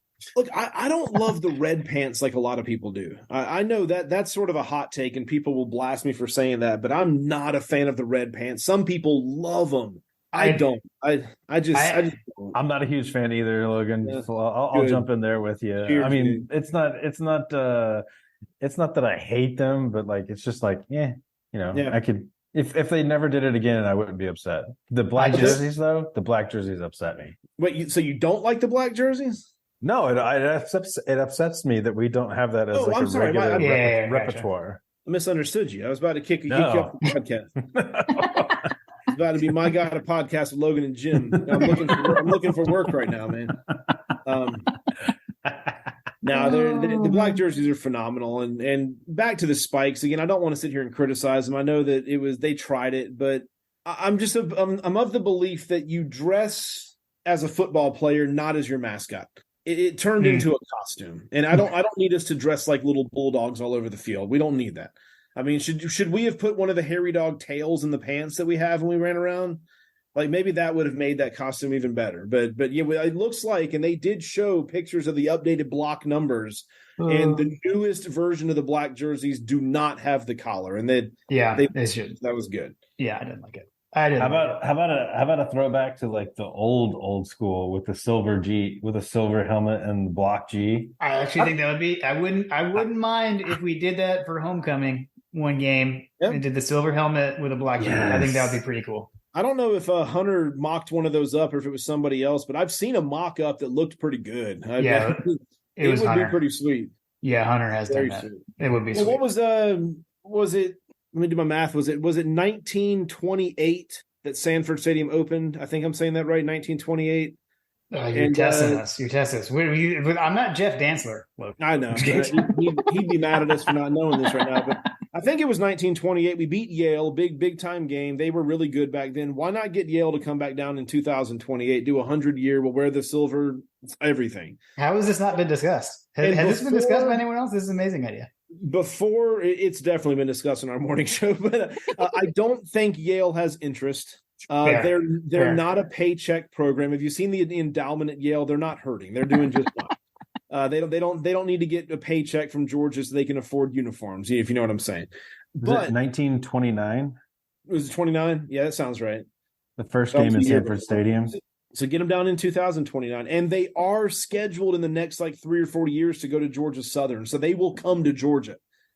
But will they come to Athens? I doubt it. But that'd be kind of cool if we did convince them to do that. Doubtful. Highly doubtful. Let's see. I think we already answered. We may have answered both of these. So for 51-7 GATA, someone has to ask, will we see the black jerseys this year? I think we're all unanimous no. But we'd all be happy if we did. Agreed. Yes. What are y'all's thoughts about the part of the schedule with Missouri and Ole Miss? I believe that the schedule will be more difficult than most think, especially those two games, considering they are right before UT.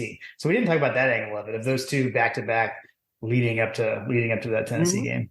But yeah, I do think that is, I don't know, that stands out to me as the part that could be, again, think it's going to be a bad home schedule. Those are the ones that stand out to me. I think we're probably recency bias scarred by Missouri. I think we all remember that year where, look, I convinced myself at least 4 different times that, oh my God, we're actually going to lose to Missouri.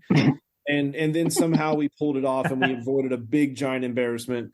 I just don't see that happening in Sanford Stadium this year in November. That's a really good time slot. I love that early November kickoff. That's a beautiful, beautiful weekend to be in Athens. Yeah, it should be coming off another big win over Florida. That'd be a big shock if it's not. The mood's going to be good, and I think Missouri's going to walk into the Hornets' nest, man. That could be one of those 7:30 night games too. It could be a really cool atmosphere. So I don't see Missouri springing that upset this year, and I do think Kirby. I think he thinks of things like we've already talked about. I guarantee that he has conversations with his dad or his buddies about haven't beat Ole Miss yet. Got to beat Ole Miss. That's the last team in the SEC. I don't see Lane coming in here and springing an upset either. Yeah. But I do like whoever asked the question, Jim. I do like the angle that is the week before Tennessee. Maybe there is a little look ahead that we need to think about. Yeah. But I don't know if we talked about it on this show or was it my show this morning. I absolutely think Tennessee has multiple losses by the time we play them November 18th. I don't see them beating Bama. I think A&M beats them this year. I think South Carolina may spring another upset for all I know, but I don't think the game at Tennessee is going to be as big as Tennessee fans want that game to be, because I think Georgia will have already clinched the East by the time we go up there on November 18th. Yeah. Well, it's funny to me how upset Tennessee fans were about how could Hendon Hooker not be at the Heisman, et cetera. But now they're just pretending they're just going to, trot Milton out there and have to drop off. That is interesting to me. I'll use a comparison on somebody. I mean this in a loving way, because Bryce Ramsey sweat, he bled, he worked hard for Georgia. He just never got it together. He punted. You're absolutely, he was a dog. But Bryce Ramsey, I'm telling you, seeing him at practice and seeing him do certain things, had one of the best arms I've ever seen in my life. Fantastic, strong arm, could throw that thing about 100 yards if he really wanted to. But unfortunately, we know on game days it never really clicked. Yeah. There's a reason Joe Milton is a year 5 as a college quarterback and has never been a starter, because he can throw the ball over those mountains like Uncle Rico, but he can't hit the side of a barn, dude. He can't. You're going to see him launch footballs into his receivers' stomachs from 8 yards away and just knock their hands off. You're going to see him overthrow so many things this upcoming year. If he resembles anything like Hendon Hooker last year, put me in the shocked department. He's not going to be nearly as efficient as they think he's going to be. In fact, I think I said this morning, one of my hot takes too, my bold predictions. I don't think Joe Milton starts against the Dogs. I think it's the Nick. I haven't learned to say his name. Have y'all? Alama or something. Nico, right? Nico Alama Leva. I'll learn to say it eventually, but I was a doubter of his until I watched the Tennessee spring game. The kid's pretty darn good. He really is pretty good. And I think Joe Milton's going to kind of annoy Heupel enough where he's going to say, put the freshman in at some point before November. I really do believe that. Logan, it's Bazooka Joe. Come Bazooka on, Joe. Logan. Come on, man. Come on, man. I would love for Bazooka Joe to be playing in November. Absolutely would, but I don't think Bowl cut Kirby. He's gonna rule the day. Bazooka That's Joe. right. He's gonna lead us to promised land. Bless Tennessee's heart, man. Yeah, seriously. I would love for them to crawl back into their hole because it was nice when they kind of went away for a while. And then It was so they came awful back. when they came back. And not the team, the fans, the collective they of Tennessee. Well, the fans were terrible, but I do appreciate them being better last year because they created one of the more memorable atmospheres we'll ever have. Yeah. When they got the number 1 ranking with college football playoff, that poll that week, and I never saw that coming. Like if we had done this show this time last year, previewing the season, I don't think I could have forecasted Tennessee as the number 1 team in the nation and that atmosphere being what it was. So maybe we'll get one of those this year, but I'm glad they stepped it up. That was a good thing. Yeah, no, that's true. Like crushing their soul. That was fun. Carter jumping up on the coolers and taunting Tennessee fans is a for sure core memory. Yes, that is. I've seen the video. That is a thing of beauty. Submit that for the Peabody. See if a Peabody Award is handed to you. Love it. I know people in the Peabody Awards. I could give them a letter of recommendation, man. I like it. Now I'm going to go off the rails. Logan, I don't know if you saw. So throwback to Brett, who asked one of the earlier questions. He tagged us in a post. Someone, Herman Wood, donated his VHS collection of taped TV Georgia games with Munson dubbed over it from his radio, and you can tell. And there's like a whistle of the radio, which I sent him some direct messages. We were talking about. He's like, "Yeah, sorry about like the pitch." I was like, "No, like that makes it authentic. Like that's what it was like." So that's in like the special collections library through like the Peabody stuff or whatever. I saw that. I saw the link to it. I opened up one just like really quick out of curiosity, but I will spend some time eventually kind of pouring over a lot more of that stuff. It's so pretty you know amazing. the guy that did it, you said? Yeah. I mean, not personally, but we share the same last name, but we follow and we follow each other on Twitter. Well, I need to make sure I follow him too. That's awesome. He did that for sure. Yeah, Logan, I thanked him. Logan, I know that you're going to appreciate it. So when you go back to that link, go check out the Munson calling the Atlanta Braves. Nice. Absolutely. Yeah, for sure. Yeah, I love stuff like that. Somebody put a link somewhere recently to the entire 10-hour block of the Alabama call of the most recent national championship game, the 33-18 game. And I've got the link on my phone. I have already sat on my back porch at the lake with a beer and listened to Eli Gold's entire fourth quarter. Not just the pick six. I've listened to Eli's soul leave his body when A.D. Mitchell caught a ball, when Brock Bowers caught a ball, and when he realized that it's over, we're about to lose this game. Eli was just crushed, and it was. I probably had 3 or 4 beers, to be honest with you, but that was a great way to spend an evening, man. You need to clip that up because I don't know that I've heard those calls. Really? I can get I got to get in my studio. I can do it very easy. I can put it like a big 5-minute montage of just his lowest moments. Oh for my the gosh. entire fourth quarter of that game. Just the title of the video is Eli Gold's soul leaves the building. It really did, man. It really did. It was amazing. All right, let's see. We got a few left. Chad Jarvis. This is a good one. What's your biggest fear going into the upcoming season? I know the answer to this one, but I'll let you boys go first. So Chad asked this question. Yeah. I'm going to be honest, Chad. I said a couple of years ago, I said, man, if Georgia can just give me a national championship, I'm going to be stress-free. Then I got 2. I mean this when I say this, that I am a stress-free, fearless son of a bitch right now. Okay, I'm fine. I don't have a fear right now. I think I'm just excited to see how this plays out this year, whether it works out or not. I don't see a weak point in this roster. I don't see a portion of the schedule that scares me. I think that Georgia's going to have a damn good year, and I don't have a fear. Maybe that's just part of my honeymoon period, but let's unpack this real quick. Let's say, Chad, let's say that Bryce Young had this miraculous comeback and Eli's soul went back into his body and they won that game. Let's say Noah Ruggles the very next year kick went through the upright and we'd have not won a natty this year. Then what would our fear be? Because I would have 1 million of them. Munsoning did die. It did die. Down the sidelines. I don't want to hear anybody Munsoning anytime soon. We are better than that now, man. No, Munsoning is dead. I mean, would it be the health of the running backs in the early season? Maybe would it be a brand new quarterback? That let's be honest. Carson Beck looked really good when we were up 52-7 in the national championship game. Yeah, but I've seen Carson Beck look a little bit deer in the headlights along the way as well. I mean, we've seen him throw pick six against UAB in 2021. But it's interesting though, because if those things don't happen, we're not back to back. Was Stetson the quarterback the whole time, and are we breaking it? Like, there's so many, what ifs there. But I know the running back thing, John. I think that was yours, right? And I think that was actually so. That's what Bubby Dean said. It was a separate question, but I think he's answering this question. Are the running backs potentially the weakest offensive position group this year for the Dogs? And I think depth wise, maybe.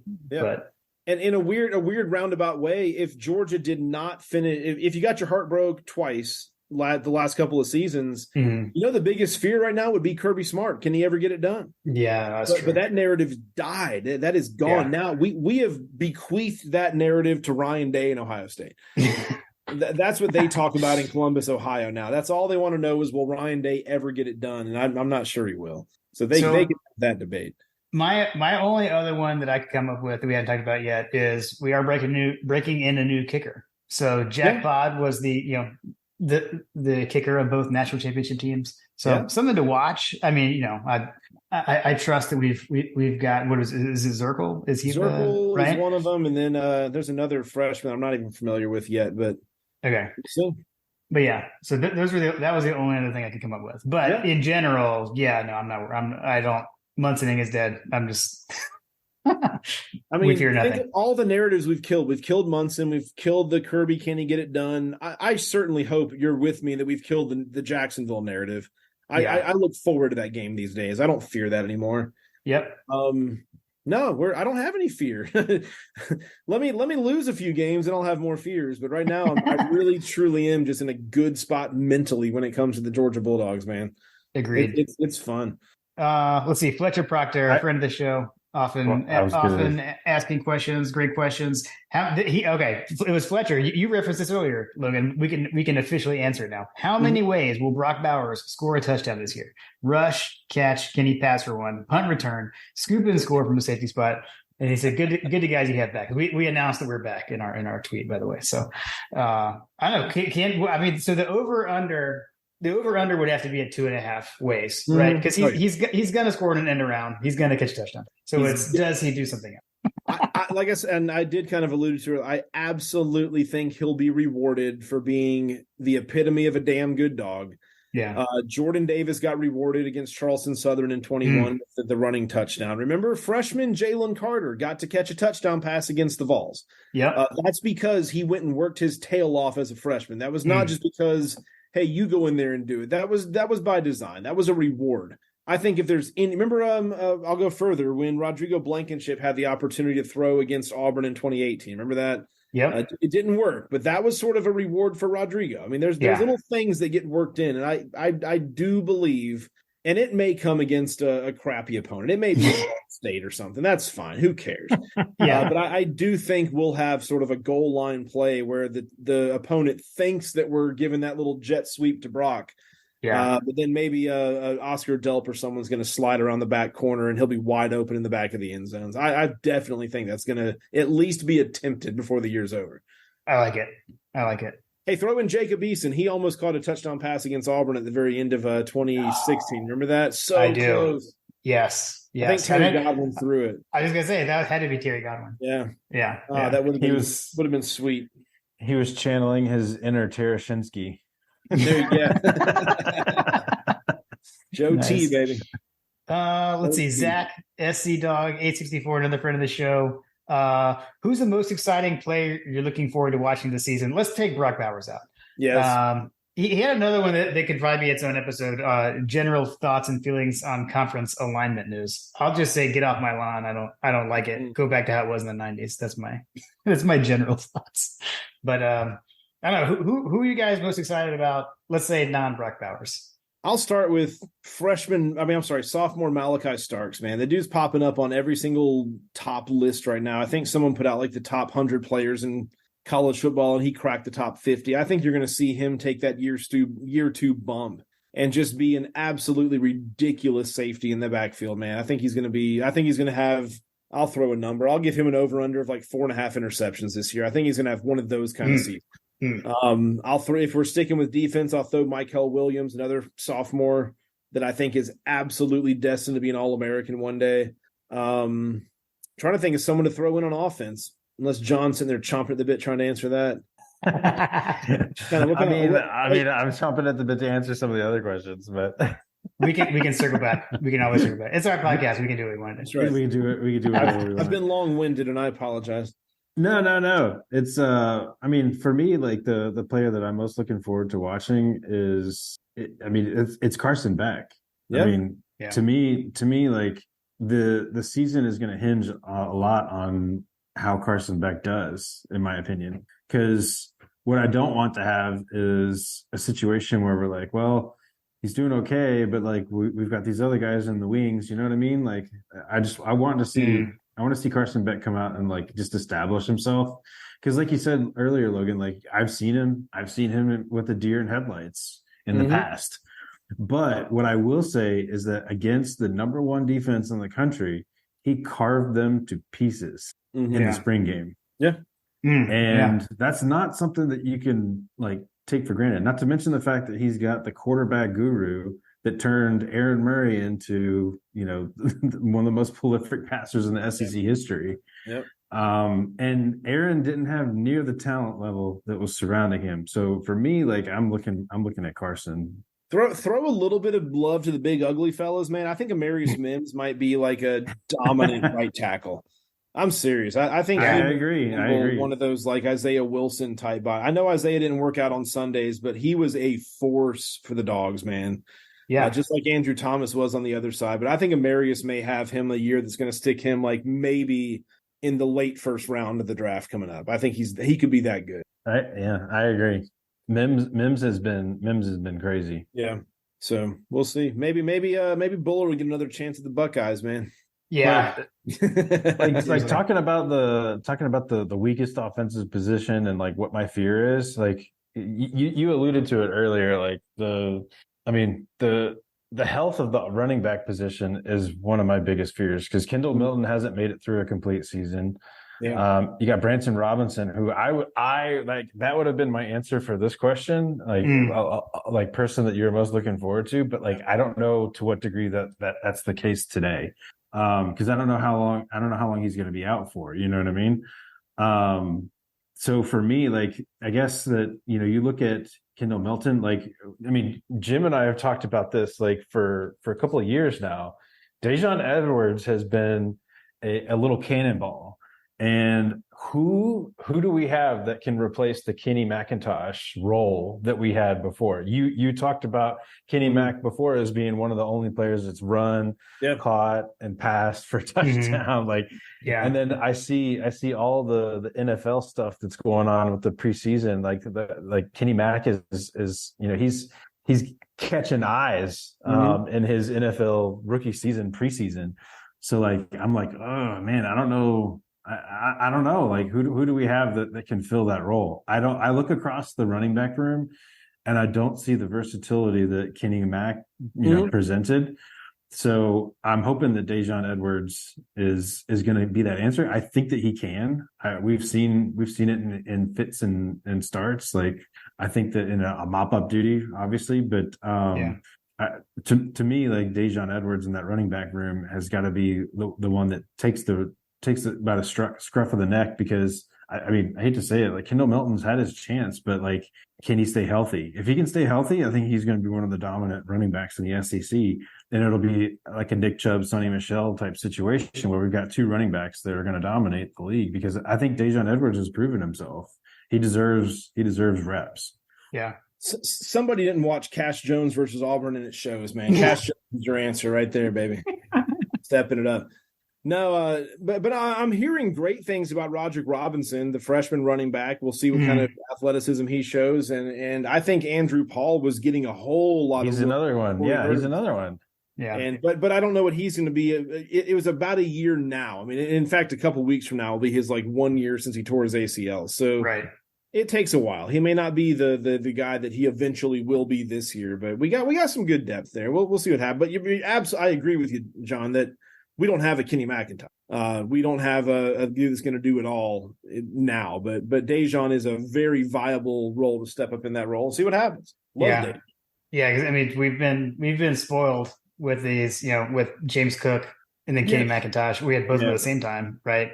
And there's doesn't seem to be a guy in that mold right now. I'm trying to think back, since we've been talking about what was the last thing that that Bobo did for UGA?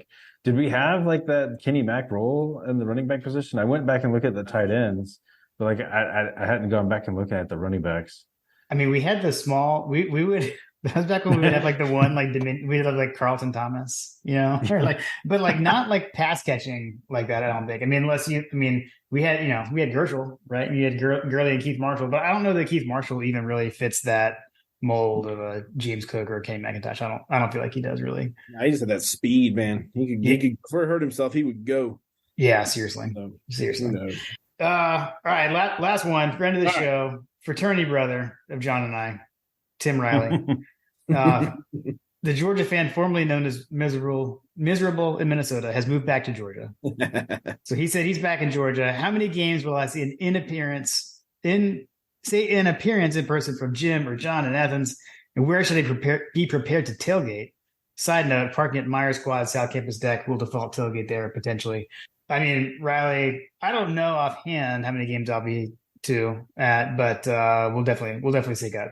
John, are you still going to be a game time decision most weeks this year? I know youth sports are changing for you guys. So a lot of weeks that will be the case, but I will say that the Kentucky game looms large for a number of reasons. Okay, fair enough. I'm not going to divulge the location of Logan's tailgate, but he has a good one. I was about to say, should I divulge it because it's also perfect, and I don't want it to be perfect. Everybody finds out because there's free parking, there's wide open spaces. It's an easy, beautiful walk to the stadium. So yeah, meet me at the North Campus parking deck, top level. No, that's not where I tailgate, but no, it's the location. I'll leave that for your inner circle if you guys want to share it for where I am. So it is a great spot, and anybody is always like you guys have stopped by. You're always welcome to swing through, man. We like to eat the opposing mascot. That's always fun. So who's week one? The UT Martin Skyhawks. We could just go straight up chicken wings or something for that. Are you going to have shark for Ole Miss? What's going on here? I was going to say it gets weird sometimes. I've got a guy that smuggles tiger meat. It's a common opponent, but tiger steaks are on the menu. No, I'm kidding, by the way. But it is nice to throw a pork loin on the grill. If you wrap it in string when you grill it, you make tiger stripes, so you can make tiger meat. But no, we have a good time at our tailgate, man. I think we got a pretty solid setup, so I look forward to getting out there, man.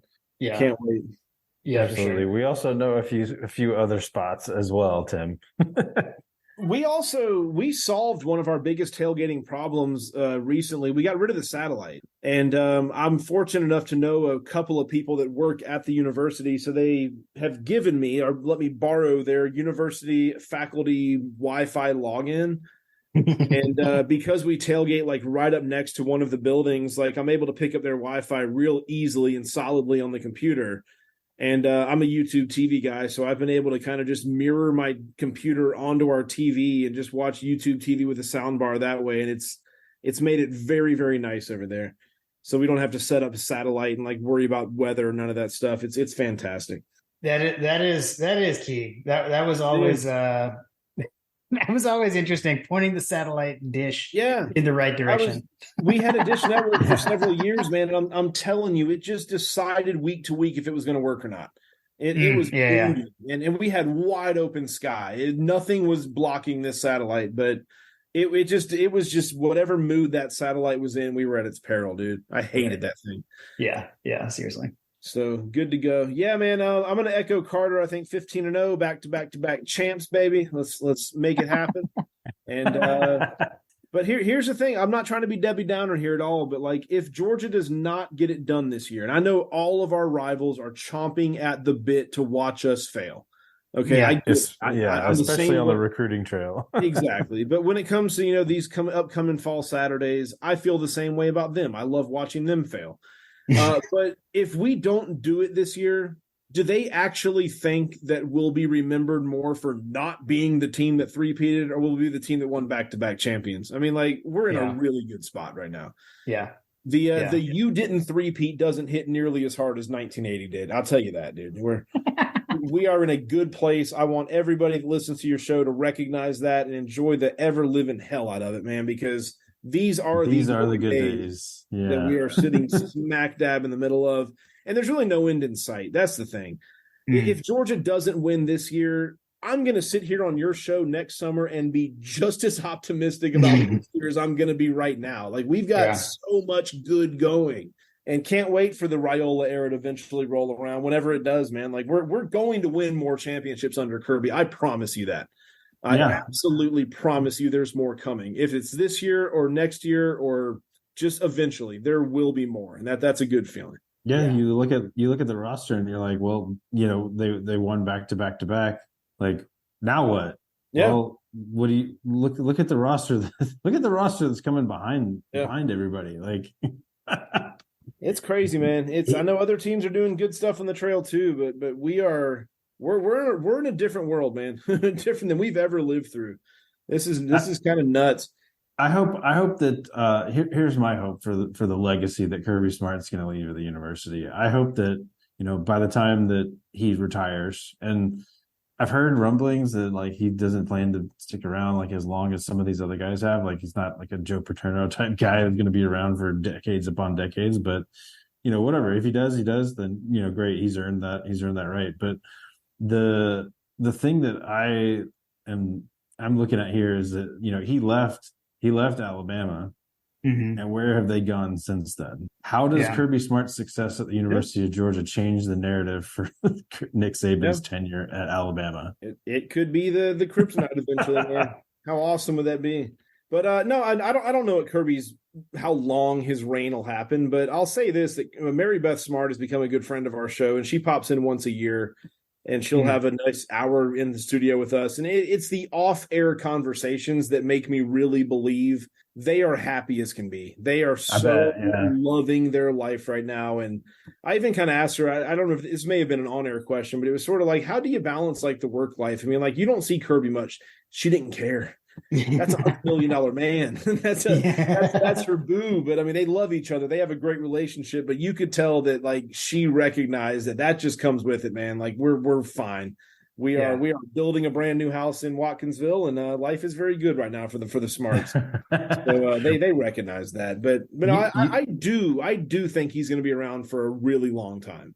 That's fair. That's fair. That's reassuring as well, because you look at like the Smart family. We've talked about Andrew Smart is just living life, man. You want to talk about if you're friends with mom, you gotta talk to her about getting Andrew on for a little Carter-esque interview. The kid is literally all of us. Did you see his one-handed interception at his camp that was on Twitter? Yeah. That was pretty amazing. It's the kid, and he is pretty athletic. Kirby said that Andrew may be a little athlete down the road.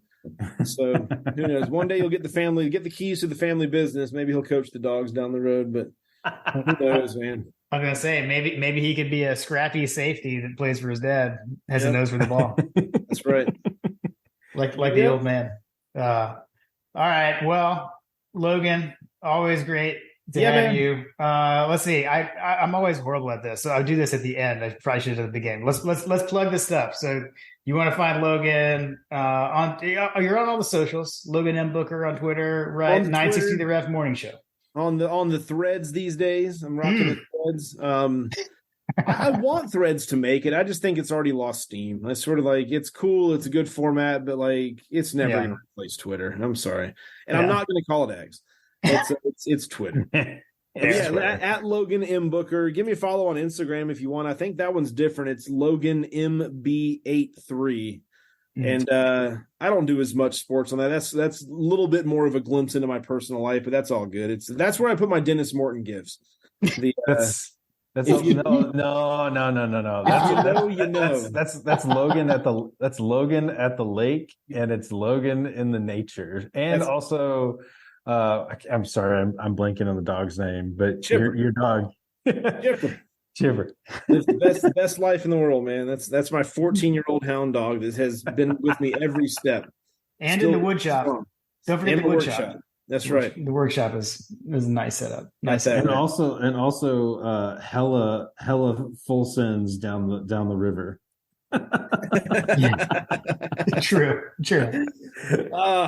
I've got some secret spots in the lake. I got this little jet ski that'll get up to about 60 miles an hour, man. I can zip through those rivers one day. If a bear doesn't get me, a stump in the water will. You know. There you go. one day we'll see what happens, but nature will get me one way or the other. I have no doubt in my mind. Oh, nice. How many years is it on the morning show now, Logan? With you and Dave, just past the 4-year mark. Okay. So It was 2019 spring when I took over full time, and then so a little over 4 years. Nice. Are we still doing the baseball announcing as well? No, I didn't do that last year. They brought a whole new ops team in just to kind of change things up. And the guy that came and took over brought pretty much his own staff. That's just kind of the way that works. Is if they replace the boss, sometimes it's like a head coach in a way. They'll bring a staff with them sometimes. So I didn't do that, but I loved it over there. I had a good time, but I really did recognize how much more free time I had this past spring. And I still watch every Georgia baseball game. I love it. But it was actually, I'm not trying to sound bitter at all, but it was kind of nice not being there every single game because it took a lot of time to do that. It was kind of tedious. But yeah, I think the Georgia baseball team's in a good place. I'm excited for the new coach. Yeah. I like Strickland a lot. He was a good friend. I really hated it for him, but I really do like the new regime they brought in. I'm excited to see what happens. Cool. Nice. Well, I know even for people like me in North Carolina, I can still listen to the morning show. 960 The Ref app. Yeah, man, that's right. Yeah, we're on 6 10 every morning. It's we have fun. I think it's a good little show. We enjoy doing it, and it cranks up big time when football starts for sure. So can't wait to get that going. Awesome, nice. JP, you got any parting thoughts for us, JP? No parting thoughts. Although, have we ever asked Logan his Georgia story? Uh-oh. Let's see. I love it. This is where John specializes. The late minute question. I don't. The Georgia story. What is a Georgia story, John? How did you? You're an alumnus, right? So, how did you become a Georgia fan? What's your Georgia background? What's your Georgia story? I'll keep it kind of short. So here's a dirty little secret that is a My God, a podcast exclusive. Yeah. I grew up a Florida State fan. It was terrible. My parents, my father especially, was just not into sports. Sports was not their thing. I don't know how I became a sports fanatic when I was a kid. I lived and breathed and ate Sports Center, playing sports in the yard. But my dad nor my mom were anything to do with sports whatsoever. I took on Florida State as my fandom because they were really good in the early 90s. They were fun to watch. They were the team in America. So I wore the Florida State starter jacket and the hat and all that stuff to school. But then there was this really odd premonition. Remember when we whipped Florida in 1997? Georgia beat Florida, kind of a surprise victory. I remember as a kid, let's see, I would have been 14 years old. So I wasn't a kid. Yeah. But I remember watching that game being that's the home team. I'm from Georgia. I was born and raised in Georgia. I knew a lot about Georgia football. It just kind of clicked that night. That's my team right there. Why am I a Florida State fan? And then that just kind of took off from there. So my fandom grew and grew and grew. But yeah, eventually I went to school and college later in life than I should have. I was actually 27 when I started school, and went to Georgia Perimeter for a year, had a 4.0. I took it seriously and transferred to Georgia from there and got a media degree from a journalism media degree from there. So now I find myself working in radio every day. We definitely have not asked that. I did not know the Florida State I thing. did not. Yeah, No, we definitely it's asked weird, that. man. I was on a Disney World trip when I was a kid. This would have been around 93, I think. You can look it up whenever no, I take it back. This is a different year. Anyway, the point is we were on a Disney World trip in Thanksgiving. And I made my father take me to the ESPN sports bar as opposed to doing like family stuff so I could watch Florida State play football. I would not miss it. It was that level of dedication where I was like, Dad, let my mom and brother go do whatever they're going to do. We've got to go watch the football game. And he obliged. He actually took me. We went and ate wings and watched the Florida State football game. But that's hilarious. But the most important part here is that the disdain for Florida was ingrained from a young age. That is always a common like Corinne was there when she wasn't there. I know. The voice was always there, no doubt about it. All I know is that Mike Bobo is the reason you're a Georgia fan, because he was the quarterback of that 97 team. It's very possible. I'm all for that. Omens. Hashtag omens. Had to bring it back. Exactly. Awesome. Well, good question, John. Man, yeah, I definitely did not know that. That's awesome. That's awesome. You got to ask. All right, man. Well, guys, I got to get some sleep. I got a morning show in a couple hours. We'll spin the wheel of steel. We'll talk some Phil Steele, and we'll the Braves lost tonight, by the way. That kind of stinks. But that's not whatever. Carter was looking while we were watching. Yeah. Well, the Braves either score 10 runs or 1 run. That's just kind of our MO right now. Like you don't know which one you're going to get. That's right. Tonight was 1. That's okay. We're still the best team in baseball. We need some pitching. Yeah, we do. Yeah. We'll get right. It's all good. Well, Logan, we get into what we usually do, but before we do, I just want to tell you that you should be good out there, but if you can't be good, be careful. Thanks, little Dennis Morton for you. That means a lot. That means a whole lot. Here's my look. There's my pony right there. There she goes. There we go. There we go. There's my pony ready to ride, baby. That's a niche joke. That's a niche joke. I've been bad about it lately, but I've ridden like four days pretty recently, and like it's kicking my ass like it shouldn't. So I'm getting back. I promise. Well, that's good. We'll get back to my old days because I used to be really damn good on that thing. Oh yeah, like I put up some good numbers on that bike, but I'm not good at staying consistent for long term at anything, and that unfortunately was one of those. I accidentally slipped off a little bit. That's a better never rest slogan. I'm getting back. There you go. Better never rest. Hey, that's it. Hey, man, thanks for coming on with us. All right, man. Yeah, I'll talk to y'all guys soon. We'll hit us up on the tailgate this year. Absolutely. Make it work. Go Dogs. All right, go Dogs, guys. We'll see you, man. Go Dogs.